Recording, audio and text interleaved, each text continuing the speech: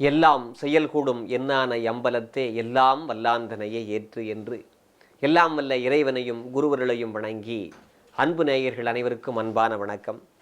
இந்த ஆன்மீக அறிவியல் நிகழ்ச்சியில் இன்றைக்கு ஒரு சிறப்பான ஒரு பழக்கத்தை பற்றி நாம் சிந்திக்க போகிறோம். என்ன அப்படின்னா, இறை வழிபாட்டின் போதும் அல்லது விருந்தினர்கள் நம் வீட்டிற்கு வந்தாலும் நாம் என்ன செய்கிறோம் அப்படின்னா, அவர்களுக்கு உண்ணும்போது வாழை இலையில் உணவு பரிமாறுவது என்கின்ற ஒன்றை நாம் வைத்திருக்கிறோம். எதற்காக இந்த வாழை இலையை நாம் பயன்படுத்துகிறோம் என்கின்ற ஒன்றை நாம் சிந்திக்க வேண்டும்.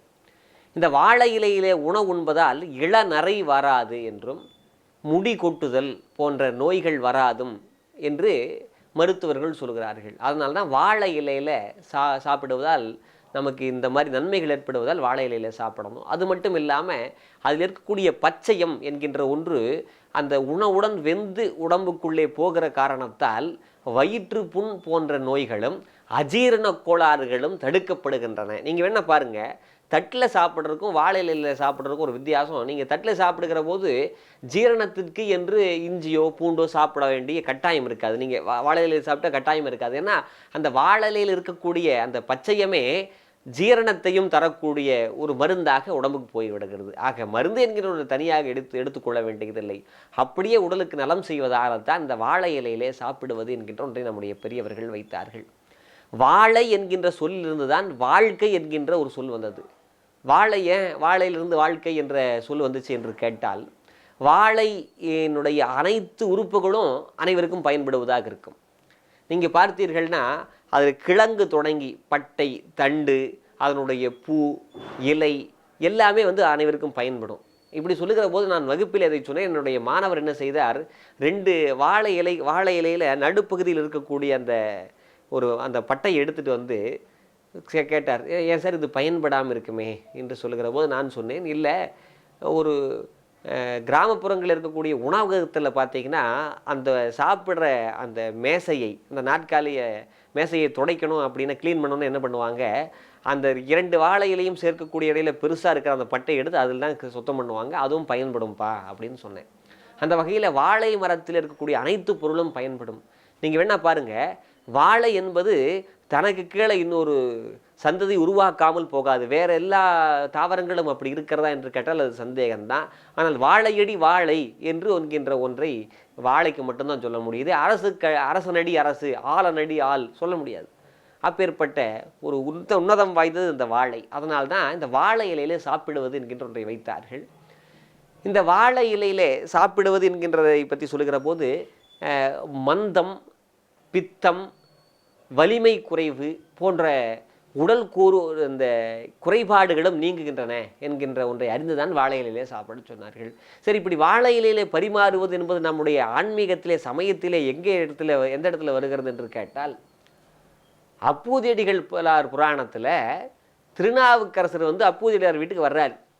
அப்பூதியடியார் என்ன பண்ணுவார் அப்படின்னு கேட்டால், அவங்க வீட்டில் இருக்கக்கூடிய எல்லாத்துக்கும் திருநாவுக்கரசரோட பேர் தான் வச்சுருந்தார்.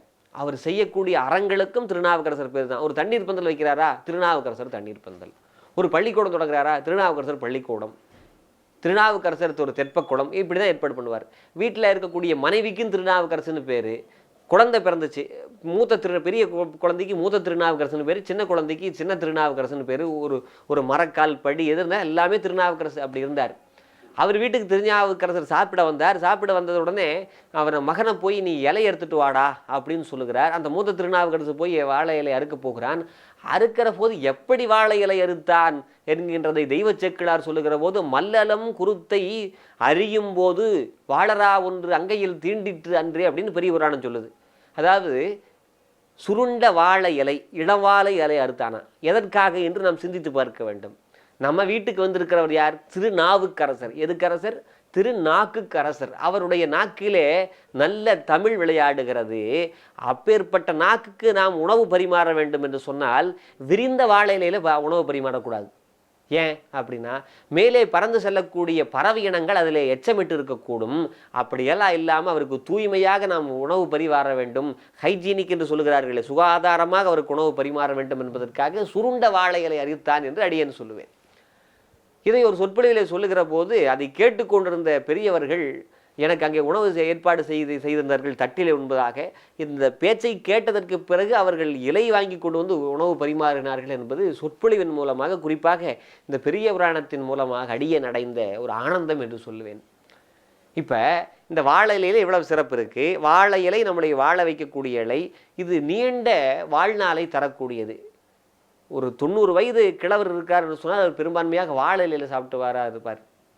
உண்மை சொல்லணும்னா தினமும் புது பிளேட்டில் சாப்பிட்றவன் தானே பணக்காரனாக இருக்க முடியும். தங்க பிளேட்டில் சாப்பிடுவதை விட தினமும் புது பிளேட்டில் சாப்பிட்றவன் தான் பெரிய செல்வந்தனாக இருக்க முடியும்.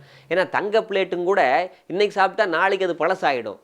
ஆனால் தினமும் புது தட்டிலே சாப்பிடுவது யார் என்று கேட்டால் அது மரபு தமிழர்கள் தான். எப்படி யூஸ் அண்ட் த்ரோ, அதாவது ஒரு முறை சாப்பிட்டுட்டு தூக்கி வீசுவது என்கின்ற ஒன்றை தமிழர்கள் தான் அறிமுகப்படுத்தினார்கள். குறிப்பாக வாழை இலை தினமும் புது பிளேட்டில் சாப்பிடுகிறோம்.